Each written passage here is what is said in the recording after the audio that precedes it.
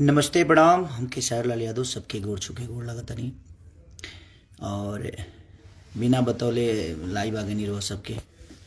Actually अभी shooting पे कब भैया हमार और कहीं एक बार बतिया ली रहो सबसे कि बहुत ही इम्पोर्टेंट गाना आज कल रिलीज़ होके वाला बा 9 बजे दिन में सुबह।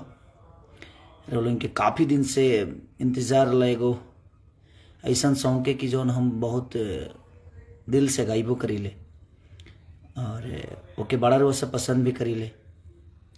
झलकुटन फोक देहाती जौन हमनी के जौन विधा से हम यहाँ तक ले पहुँचल बनी रामायण महाभारत गा के वही टाइप के देहाती फोक जौन गाना